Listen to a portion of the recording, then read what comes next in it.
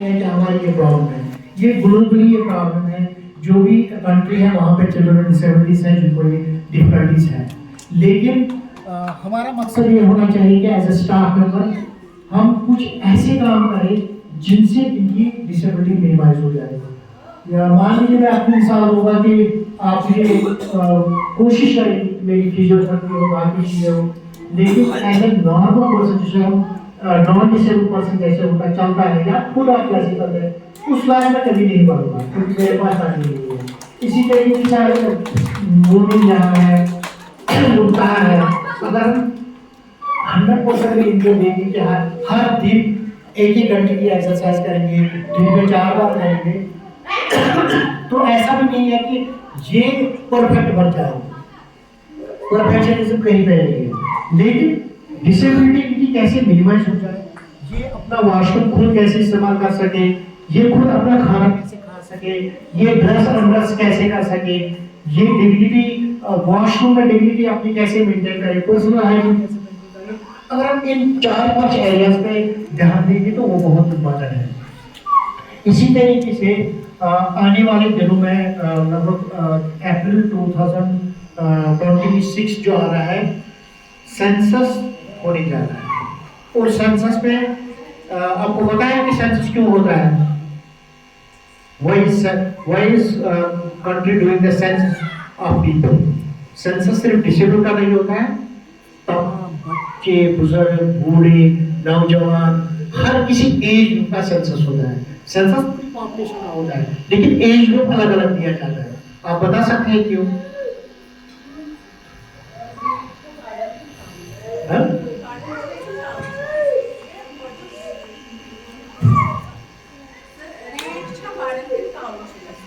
एक दूसरा mortality rate, तीसरा मोर्टेलिटी रेट, और इनमें कोई भी चीज इसके साथ नहीं मिलता है। ये हेल्थ सेंसस पे आ गए। मोर्टेलिटी रेट क्या है, हम कितने पॉपुलेशन में देखते हैं कि जिंदा लोग कितने हैं, बिल्कुल। और पॉपुलेशन सेंसस इसलिए किया जाता है, क्या हमारे बच्चों को एजुकेशनल राइट्स मिल रहे हैं? अगर हमारे पास इंडिया में 2 करोड़ चिल्ड्रन है या 5 करोड़ बच्चे हैं या 10 करोड़ बच्चे हैं, क्या इनके लिए एक्सेप्शन स्कूल्स हैं, चाहे इनके लिए हेल्थ केयर है, चाहे इनके लिए वो रिक्रिएशन फैसिलिटी है, क्या इनके लिए जो एंटी डिजीज जो इम्यूनाइजेशन है क्या वो होता है, क्या हम इनको बचा पाते हैं डिजीज से? क्योंकि कंट्रीज का जो प्लान बनता है कि बच्चों के लिए अलग जरूरत है, जवान के लिए अलग जरूरत है, हायर लेवल के जो एडल्ट्स है जैसे 30 से 40 तक, मिडिल एज लोग जो है 40-50 के एज वाले, क्या उनको फैसिलिटीज मिलती है? सीनियर सिटीजन को फैसिलिटी मिलती है? Ration, national food security act India ने बनाया, क्या सबको राशन मिलता है? क्या सबको हेल्थ केयर मिलता है? तो ये प्लान होता है, ये एक कंट्री में हमारी पॉपुलेशन क्या है, उनको एजुकेशन, उनका हेल्थ केयर, इनका एम्प्लॉयमेंट, कितने लोग एम्प्लॉयड हैं, एग्रीकल्चर स्टेटस क्या है, हमारी खेती कितनी निकलती है, बाहर से कितना अनाज हमें इंपोर्ट करना पड़ेगा ताकि जो खाने की अशिया है उसकी नीड्स को फुलफिल किया जाए। ये प्लान होता है।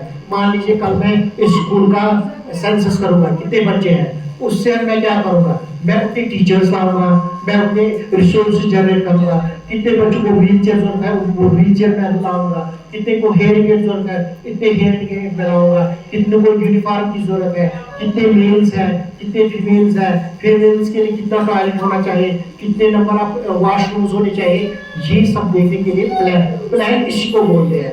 तो आपको ये सेंसस याद रहा। सेंसस की बात क्यों आई? सेंसस में पर्सन विद डिसेबिलिटीज की भी काउंटिंग की जाती है, ये याद रखना। जब इन्यूमरेटर्स आते हैं जिनको एक ड्यूटी दी जाती है, आप घर घर जाइए और काउंट कीजिए, बच्चे कितने हैं, बूढ़े कितने हैं, एक फैमिली साइज कितना है, घर कितने हैं, कच्चे कितने हैं, पक्के कितने हैं। तो उस वक्त हम 2-4 चीजें पर्सन विद डिसेबिलिटी के बारे में भी पूछे जाएंगे। हमारा जो रोल होना चाहिए कि कॉलम होते हैं, इतनी चीजों को सेंसस में देख रहा है, ये एग्रीकल्चर भी देखना है, यूथ भी देखना है, एंगेजमेंट भी देखनी है, मैरिजेस भी देखनी है, मैरिज भी देखना है, मेल फीमेल रेशियो भी देखना है, जेंडर कितने क्या है वो भी देखना है। पर्सन विद डिसेबिलिटीज के लिए जो कॉलम है वो 9 कॉलम, कितना कॉलम है? 9 कॉलम में क्या देखना है कि are you person with disability, कौन सी टाइप ऑफ डिसेबिलिटी है। हमारे यहाँ गवर्नमेंट ने या through rights of person with disabilities act में 21 टाइप्स ऑफ डिसेबिलिटीज को रिकॉग्नाइज किया गया है। इसमें ब्लड डिसऑर्डर्स आते हैं, पहले haemophilia, thalassaemia, sickle cell anaemia, इन चीजों को मतलब गिना नहीं जाता था, अब उनको भी गिना जाता है क्योंकि उनको कुछ एंटी हीमोफिलिक फैक्टर्स की जरूरत है। जो थैलेसीमिया पेशेंट्स होते हैं उनको खून की सेल्स कम होते हैं, उनको खून देना पड़ता है, तो वो भी इसमें गिने जाते हैं। तो हमें हर किसी डिसेबल पर्सन को जो भी हमारे लोकलिटी में उनको बोल रहा है कि अब सेंसस आने वाला है, जितना हमारा अच्छा नंबर सरफेस हो जाएगा सेंसस में, अच्छी बन जाएगी। एजुकेशन एक्सेसिबिलिटी हमें गिना जाएगा, वरना मैंने कोर्ट का ये सुना है कि एक बार हम एक केस लड़ रहे थे डिसेबिलिटी का, वहाँ मुझे एक जो इस वक्त जो एज ए जज रिटायर हुआ, उस वकील ने मुझे बताया आप कितनी की पॉपुलेशन हो के लिए हम जो आप बोल रहे हैं अभी, तो फिर जो जज उस वक्त था उसने बताया कि नहीं, जो जाने के बाद कहीं ये आज की बात जब कह रहा है 10 साल बाद इसका रिजल्ट आ जाएगा। तो जब हम पॉलिसी किसी जगह पॉलिसी अच्छी क्रिएट करेंगे तो हमारा जो फ्यूचर प्लान होगा एक्सेसिबिलिटी के बारे में, हमारा हर कोई ऑफिस एक्सेसिबल होगा। जिस तरह हमने स्कूल में रैंप सिस्टम बनाया, लिफ्ट बनाया है, या लिफ्ट के लिए जगह रखी है, लिफ्ट मिल जाएगा। उसके बाद टैक्टाइल पाथ्स बने हैं, तो कोई भी किसी पर डिपेंड नहीं रहेगा कि आप इसको कौन ले आएगा। कल मैं एक जगह दावत पे गया तो 10 लोगों को मुझे मदद करनी पड़ी। अगर हमारे घरों में भी रैंप होती तो मुश्किल से एक बंदे को मुझे वहाँ पकड़ना पड़ता। तो इसी तरीके से अगर हम इन चीजों पर ध्यान देंगे, अगर हम डिसेबिलिटी में काम कर रहे हैं तो सच में हमें as a disability advocate, as a friend of person with disability बनना चाहिए। सेंसस है तो सेंसस में मदद करो। कल एक्सेसिबल इलेक्शन है, लोगों को इलेक्शन बूथ तक ले जाओ, तभी जाके हमारी बात बन जाएगी। एक्सेसिबल रिक्रिएशन, अगर आपके घर के बाहर कोई सोशल इवेंट होता है किसी पार्क में, वहाँ पे गेट ऊंचा नीचा है, तो वहाँ जाके म्युनिसिपल कमेटी को बताए कि ये गेट एक्सेसिबल बनाओ। या कोई मैरिज हॉल है तो वहाँ मैरिज हॉल में पर्सन विद डिसेबिलिटीज के लिए हम ये चीजें करा सकते हैं, क्योंकि आप अक्सर देखेंगे जब पर्सन डिसेबिलिटी दावत पे जाता है वो शियो केस बन जाता है, सभी इसके इर्द गिर्द आते हैं, क्योंकि उनको लगता है कि ये पहला बंदा है जिससे शायद आज दावत खाई है। मतलब विश्वासन के अगर बुराई से खानदार लोग तूता करीबी बासन के अत्मोचन बहरिया करेंगे, और ये बहरे जो है ये तब खत्म हो जाएंगे जब हमारे पास फैसिलिटेटर्स हो जाएंगे।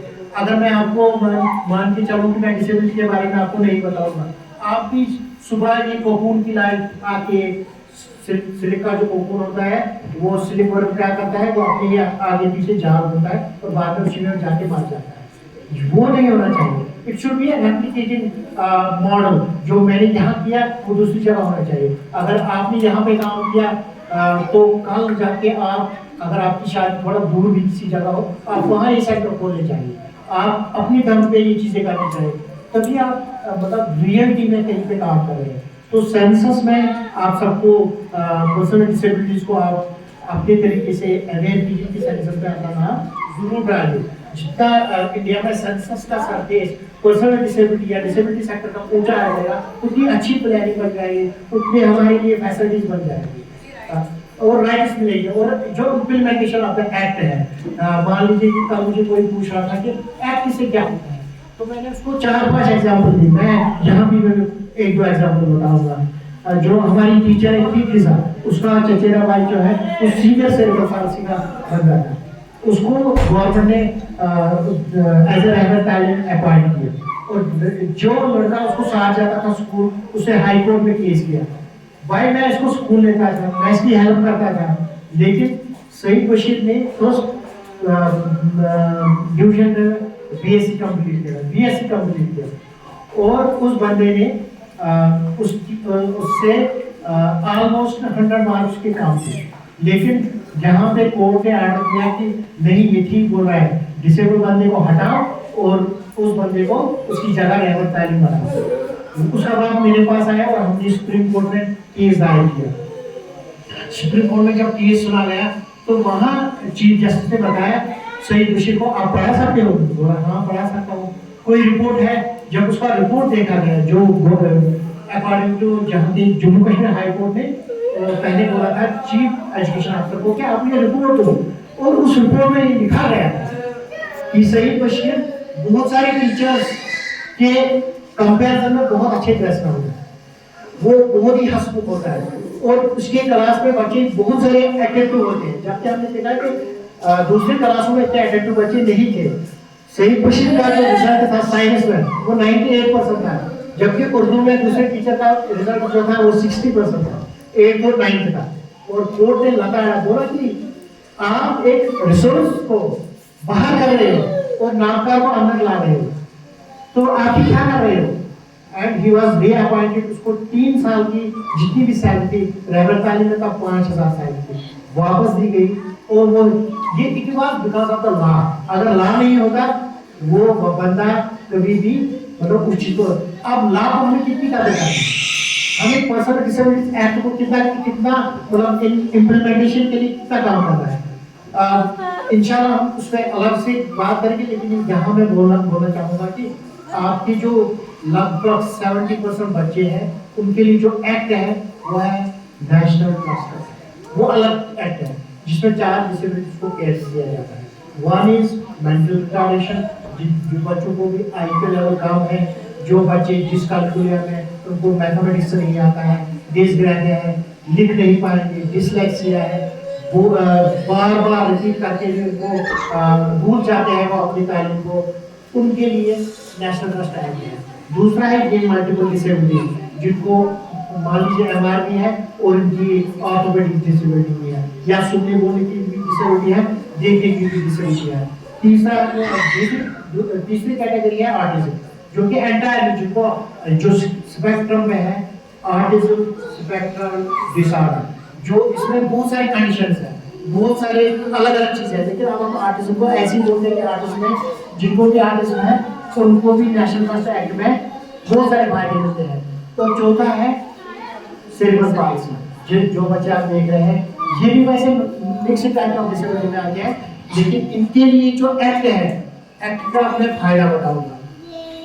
नंबर 1, इनके लिए जो हेल्थ इंश्योरेंस, इनको हेल्थ इंश्योरेंस हो जाता है जिसमें इनको 60,000 पर ईयर होता है, जिसमें इनकी फिजियोथेरेपी का खर्चा, अगर ये डायपर का है तो डायपर का खर्चा, अगर ये मेडिसिन है, एपिलेप्टिक सीजर्स है या साइकियाट्रिक मेडिसिन है, ये उनका नुस्खा ला सकते हैं, इसकी बिल ला सकते हैं। और इनकी जो इम्प्लीमेंटेशन है नेशनल ट्रस्ट एक्ट, जो हमारी यहाँ पे जम्मू में